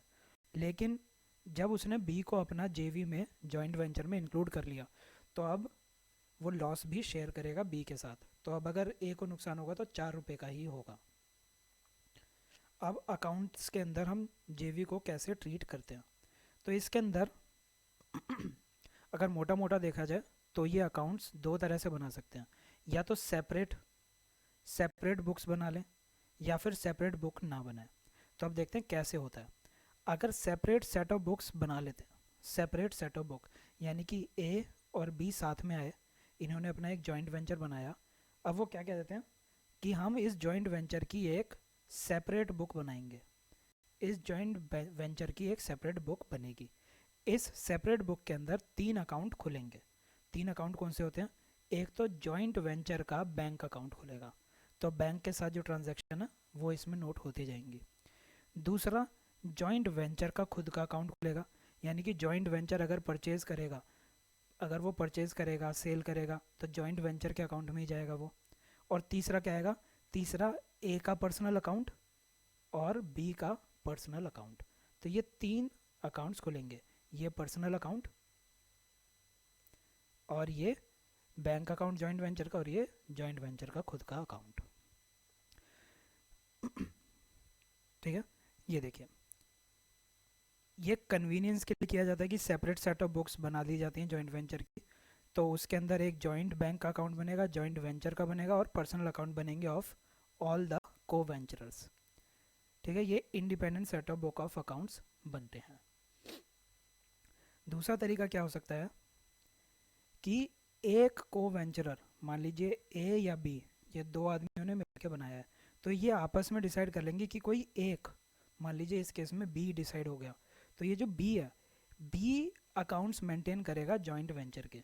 तो जो बी के अपने अकाउंट्स होंगे उसी के अंदर वो एक अकाउंट बना लेगा जॉइंट वेंचर का। तो कोई सेपरेट बुक नहीं बना रहा है, बी अपनी पुरानी बुक्स के अंदर ही जॉइंट वेंचर के लिए सारी ट्रांजैक्शंस वगैरह जो है वो नोट करने लगेगा। तो इसके अंदर वो कौन कौन से अकाउंट बनाता है अगर बी करता है तो, अगर इसके अंदर बी करेगा तो वो एक तो बनाएगा जॉइंट वेंचर का अकाउंट, ठीक है, अपनी बुक्स के अंदर वो एक अकाउंट खोल लेगा जॉइंट वेंचर का। दूसरा वो अकाउंट खोल लेगा अदर को वेंचरर का। अब देखिए इसके अंदर एक बस यही समझने वाली बात है कि ए और बी, इसके अंदर बी जो है, बी को रिस्पॉन्सिबिलिटी दे दी, वो कह रहा है कि हमारा जो जॉइंट वेंचर है वो ज़्यादा बड़ा नहीं है, छोटा सा है, तो एक काम कर बी, तू अपनी ऑलरेडी बुक्स मेंटेन कर ही रहा है अपनी फर्म की, तो उसी फर्म की बुक के अंदर जॉइंट वेंचर की भी ट्रांजैक्शन लिखता जा। तो बी कहेगा हाँ ठीक है सही बात है, मैं अपने लेजर के अंदर एक अकाउंट बना लेता हूँ जॉइंट वेंचर अकाउंट, और एक अकाउंट बना लेता हूँ मैं ए का। बी अपना खुद का अकाउंट थोड़ी बनाएगा, वो तो ए का ही बनाएगा ना। बी तो जो खर्चा करेगा वो ऑलरेडी अपने फर्म की लेजर के अंदर लिख ही रहा होगा, ए का नहीं लिख रहा होगा वो, तो ए के लिए वो एक और अकाउंट बना देगा। तो जब छोटी बिजनेस होते हैं, ज़्यादा बड़े बिजनेस नहीं होते, तो किसी एक को वेंचरर को कह दिया जाता है कि तू ही अकाउंट मेंटेन कर ले, तो वो दो अकाउंट खोलता है, जॉइंट वेंचर अकाउंट और दूसरा अदर को वेंचरर का अकाउंट अपनी खुद की बुक्स के अंदर। फिर तीसरा तरीका क्या हो जाएगा कि जितने भी को वेंचरर हैं, जितने भी को वेंचरर हैं, ऑल द को वेंचरर, वो सब के सब लिखेंगे ट्रांजैक्शंस को। तो ए भी लिखेगा, बी भी लिखेगा जॉइंट वेंचर की ट्रांजैक्शंस को। तो ये कौन कौन से अकाउंट्स खोलेंगे दोनों के दोनों, तो एक तो जॉइंट वेंचर का अकाउंट खोलेंगे और अदर को वेंचरर का खोलेंगे, वही सेम ऐसा। पर इस केस में क्या हो रहा है, ए भी लिखेगा और बी भी लिखेगा। ऊपर वाले केस में क्या हो रहा था, किसी एक को दे दिया जाता है, जैसे हमने बी को दे दिया था। तो इसके अंदर जब भी ए लिख रहा है बी के बारे में सारी चीज़ें, तो जब भी बी खर्चा करेगा तो वो ए को बताएगा कि हाँ भाई मैंने इतना खर्चा किया, ए करेगा तो वो बी को बताएगा कि मैंने ये ट्रांजैक्शन किया, ये लिख लो, जो मैं खर्चा कह रहा हूँ उससे मेरा मतलब है ट्रांजैक्शन। तो बी अपनी सारी ट्रांजैक्शन ए को बताएगा, ए अपनी ट्रांजैक्शंस बी को बताएगा। ये एक तरीका है लिखने का। तो अब इस केस में क्या हो रहा है,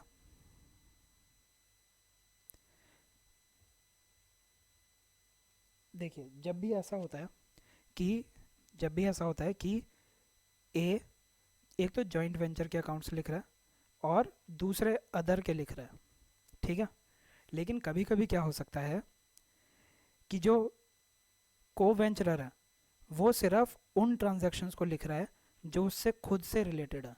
ए जो है अपनी खुद की ही ट्रांजैक्शंस लिख रहा है जॉइंट वेंचर के अकाउंट में, ठीक है, which are directly concern with him and not all the transactions of the joint venture. तो इस वाले केस में क्या हो जाएगा, उसने सिर्फ अपने अकाउंट्स की सारी चीज़ें वो लिखे जा रहा है, उसको ये पता ही नहीं है कि जॉइंट वेंचर में बी जो है वो क्या कर रहा है, सी अगर उनका जेवी के अंदर है तो सी क्या कर रहा है। तो ए को कभी भी नहीं पता चल पाएगा कि इस जॉइंट वेंचर की सही पिक्चर क्या है। तो ऐसे केस में हमें बनाना पड़ता है memorandum joint account, joint venture account, memorandum joint venture account. तो इसके अंदर जॉइंट वेंचर की जितनी भी ट्रांजैक्शंस होती हैं उन सबको लिखा जाता है और फिर उन सारी ट्रांजैक्शंस को लिख के प्रॉफिट एंड लॉस निकाल लिया जाता है। अब इन जॉइंट वेंचर्स की हमको जर्नल एंट्रीज देखते हैं। ये आपको 11-12 कुछ केसेस हैं। इन केसेस के अंदर कुछ कुछ चीज़ें आप बहुत इजीली समझ जाएंगे क्योंकि हम हमेशा से यूज़ करते आ रहे हैं। कुछ चीज़ों को समझना थोड़ा सा डिफ़िकल्ट होगा, तो मेरी आपको पर्सनल सजेशन ये है कि जो समझ में आ रहा है उसको समझ लो, जो नहीं आ रहा 11 चीज़ें उन्हें रट लो। क्वेश्चन आएगा बहुत ही ईजी सा आएगा, आप उसको इन्हीं स्टेटमेंट से आंसर कर पाएंगे बहुत ही ईजीली। तो देखिए पहला केस क्या है, when the co वेंचरर sends there contribution, को वेंचरर ने अपना कंट्रीब्यूशन भेजा है। तो देखिए ए और बी इन दोनों ने अपना जेवी बनाया था, इसने अपना कुछ पैसा दिया, इसने अपना कुछ पैसा दिया। तो ये जो पैसा है ये जेवी के अंदर कैसे लिखेंगे हम? तो जेवी के अंदर हम लिखेंगे कि उसको कैश या बैंक अकाउंट में पैसा आया तो वो डेबिट हो गया, और को वेंचरर के पर्सनल अकाउंट से आया तो ये एक एंट्री बन जाएगी। When the goods are purchased for the joint venture, ये याद कर लीजिए कि जब भी जॉइंट वेंचर गुड्स को परचेज करेगा तो हमेशा जॉइंट वेंचर का अकाउंट डेबिट होगा। अब ये चीज़ चेंज हो जाएगी, वो क्रेडिट कहाँ से हो रहा होगा? तो डेबिट हमेशा जब भी गुड्स परचेज होंगे तो जॉइंट वेंचर के अकाउंट को डेबिट कर दिया जाएगा। अब देखिए यहाँ पे गुड्स जो है वो जॉइंट वेंचर ने खरीदा है, तो जॉइंट वेंचर ने ही पैसा दिया होगा, तो ये जो पैसा है ये जॉइंट वेंचर के कैश या बैंक अकाउंट से क्रेडिट कर देंगे हम। अगला देखिए, when the goods are supplied from his own stock by the co venturer who is recording the transaction. तो अब एक को वेंचरर है, ए और बी हैं, तो बी जो है ये रिकॉर्डिंग कर रहा है ट्रांजैक्शंस की, और इसी ने ही अपने स्टॉक में से गुड्स को जॉइंट वेंचर में भेज दिया है। इसने जॉइंट वेंचर को कुछ सामान भेज दिया है, तो ये जो है यही रिकॉर्डिंग कर रहा है बुक्स के अंदर। तो अब ये क्या करेगा, ये कहेगा पहले तो गुड्स जो भी आया, गुड्स जब भी आएगा तो जॉइंट वेंचर का अकाउंट डेबिट करेंगे, तो वो तो डेबिट कर दिया। क्रेडिट क्या करेंगे, जब जो रिकॉर्ड कर रहा है वही कुछ सामान जॉइंट वेंचर में भेज देता है तो वो परचेजेस अकाउंट से भेजता है। ये आप याद कर लें।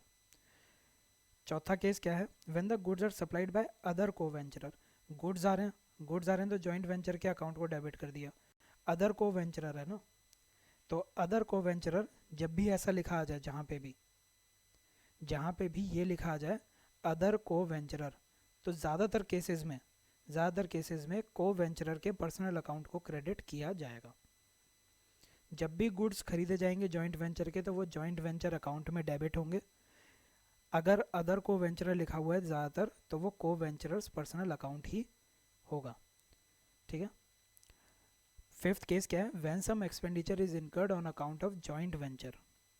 जॉइंट वेंचर के लिए कोई खर्चा किया है, जॉइंट वेंचर के ऊपर खर्चा किया है। मान लीजिए ए है और बी है, बी रिकॉर्डिंग कर रहा है, बी ने कुछ खर्चा कर दिया जॉइंट वेंचर के ऊपर, तो वो अपनी बुक के अंदर क्या लिखेगा, अपनी बुक के अंदर वो लिखेगा कि मैंने 100 रुपये खर्च कर दिए जेवी के ऊपर, यानी कि जेवी के अकाउंट के अंदर मैंने 100 रुपये डाल दिए, यानी कि मेरे जो 100 रुपये थे वो 100 रुपये कहाँ चले गए, जेवी के ऊपर चले गए हैं वो। तो जेवी जॉइंट वेंचर के अकाउंट को डेबिट किया जाएगा, और इसके पैसे गए हैं तो ये अपने कैश या फिर बैंक अकाउंट को क्रेडिट कर देगा।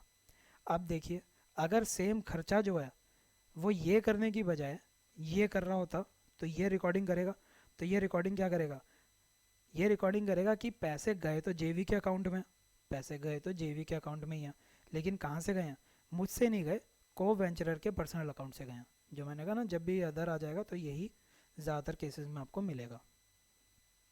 ये मैं सिर्फ आपको रटने के तरीके बता रहा हूँ, क्योंकि 6-7 क्लास के अंदर आपको पूरा 11th क्लास का अकाउंट्स कराना थोड़ा डिफिकल्ट है। When the co venturer recording the transaction sells the good. अब जो को वेंचरर है उसने सेल किया, जो रिकॉर्ड कर रहा है ये ए है, ये बी है, ये रिकॉर्डिंग कर रहा है और इसी ने ही सेल कर दी, तो ये कैसे उसको लिखेगा, तो वो क्या लिखेगा, सेल उसने की है, जो उसने सेल की है वो जॉइंट वेंचर का कुछ सामान था, जॉइंट वेंचर का सामान बेच दिया, तो जॉइंट वेंचर का एसेट कम हुआ है, तो एसेट जब भी कम होता है तो उसको हम क्रेडिट साइड पे लिखते हैं, तो जॉइंट वेंचर के अकाउंट को हम क्रेडिट साइड पे लिखेंगे। और जब उसने बेचा है तो बेच के क्या आया होगा, कैश, तो कैश को लिख देंगे हम डेबिट साइड पे। अगर उसने उधार पे दिया है तो ये कैश की जगह हम क्या लिखते हैं, डेटर्स पर्सनल अकाउंट, ये हम ऑलरेडी देख चुके हैं। अगर किसी को उधार दे रखा था उससे पैसा वापस आ रहा है, तो मैंने क्या लिखा हुआ था, आप इमेजिन कीजिए कि एक मुंशी है, उसने अपनी किताब के अंदर लिखा हुआ है कि मुझे सुरेश से 100 रुपये लेने हैं, तो सुरेश के अकाउंट में 100 रुपये डाल दूंगा मैं कि ये सुरेश जो है वो 100 रुपये मुझे देगा। तो जब कभी और मान लीजिए सुरेश मेरे को ये 100 रुपये दे देगा, तो मैं क्या लिखूंगा, मैं लिखूंगा कि सुरेश को 100 रुपये देने थे, अब सुरेश को कितने देने हैं, 0 देने हैं। तो सुरेश के अकाउंट को मैं, यानी कि डेटर के अकाउंट को, पर्सनल अकाउंट को मैं क्रेडिट कर दूंगा। और वो पैसा कहाँ आ गया मेरे, वो पैसा आ गया मेरे कैश या फिर बैंक के अकाउंट में आ चुका है। जब ये डेटर टाइमली पेमेंट करता है तो हम कौन सा डिस्काउंट देते हैं उसे, उसे हम देते हैं कैश डिस्काउंट। तो जब हम कैश डिस्काउंट दे रहे हैं डेटर को जिसने पेमेंट कर दिया, या फिर कुछ कुछ डेटर ऐसे होते हैं जो कहते हैं कि मैं पैसा दे ही नहीं पाऊंगा, तो बैड डेट हो जाता है। तो उस केस में क्या होता है, दोनों ही केसेस में हम क्या करेंगे, डेटर के पर्सनल अकाउंट को क्रेडिट करते हैं और जॉइंट वेंचर के अकाउंट को डेबिट करते हैं। ये आप रट लीजिए। When sales are made by other co venturer, other co वेंचरर ने कुछ सेल की है। अदर को वेंचरर जब भी आ जाएगा तो मैंने क्या कहा था, को वेंचरर्स पर्सनल अकाउंट को ले आएंगे।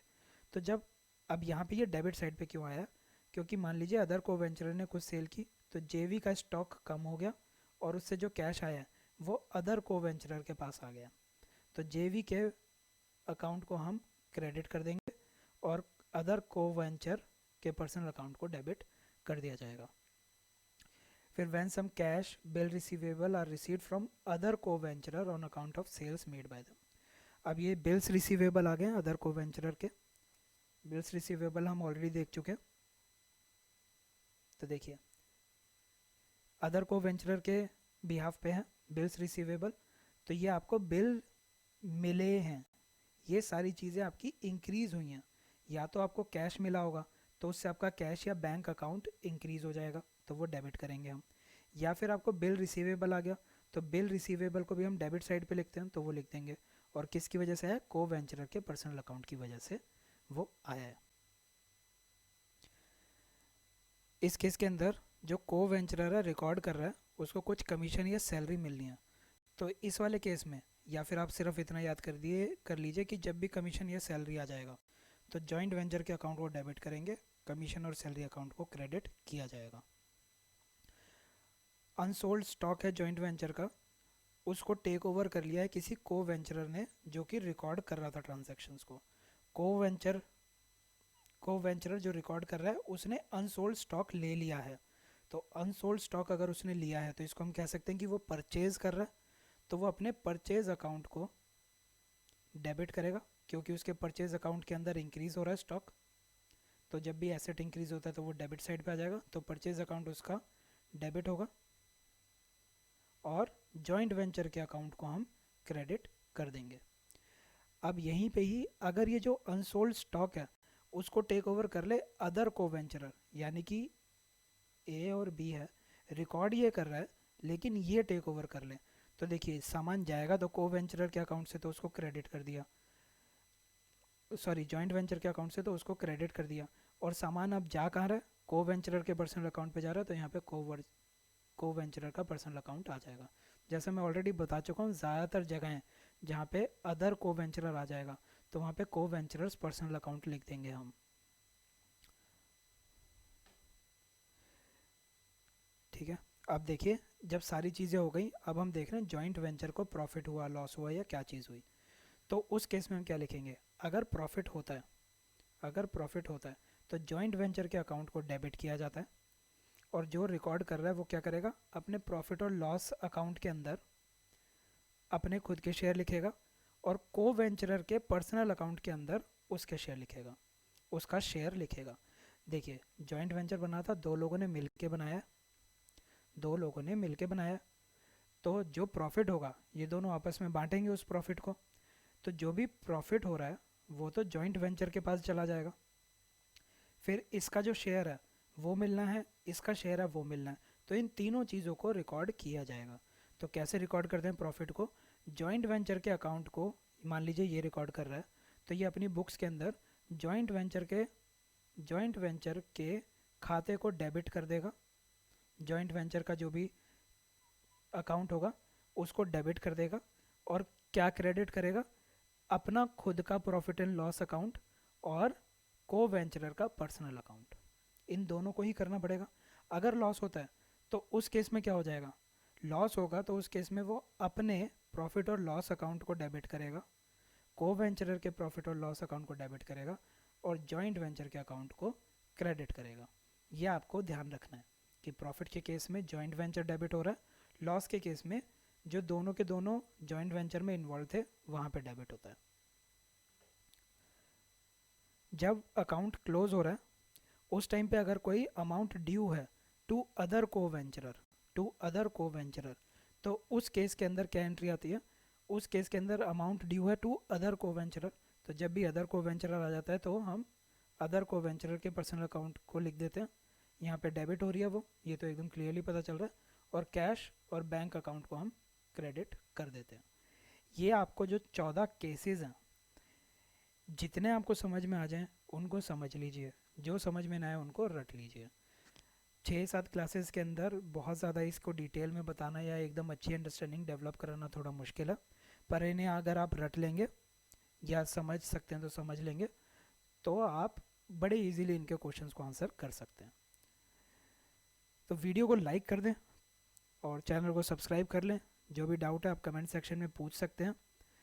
जर्नल एंट्री के लिए अगर बहुत सारे बच्चे बोलेंगे तो जर्नल एंट्री की हम एक अलग से लंबी क्लास रखेंगे जिसके अंदर जर्नल एंट्री का बेसिक करेंगे, और उसी क्लास के अंदर जर्नल एंट्री के अंदर ही हम जेवी की जर्नल एंट्री भी देख लेंगे, जो इससे पहले जर्नल एंट्रीज थी वो भी देख लेंगे, ताकि थोड़ा एक कंटिन्यूटी बनी रहे। और अगर हम लाइव क्लास कर सकते हैं तो लाइव क्लास भी करेंगे, ताकि आप अगर कोई डाउट पूछना चाहें तो वो भी डायरेक्टली पूछ सकें। तो इस क्लास में बस इतना ही कर रहे हैं हम। आगे वाली क्लासेस के अंदर हमें एक कंसाइनमेंट देखना है, एक हमारा डेप्रिसिएशन का बहुत ही छोटा सा टॉपिक, बहुत ही सिंपल टॉपिक है, वो रह गया, वो करेंगे। कंसाइनमेंट करेंगे, पार्टनरशिप करेंगे, पार्टनरशिप करनी है हमें, और अगर कोई छोटा मोटा टॉपिक रह गया होगा तो वो देखेंगे, और उसके साथ हमारा सिलेबस ख़त्म हो जाएगा। तो जैसे आज की क्लास में हमने इतने सारे टॉपिक्स देखे हैं, वैसे ही नेक्स्ट क्लास के अंदर हम ये सारे टॉपिक्स को कवर कर देंगे।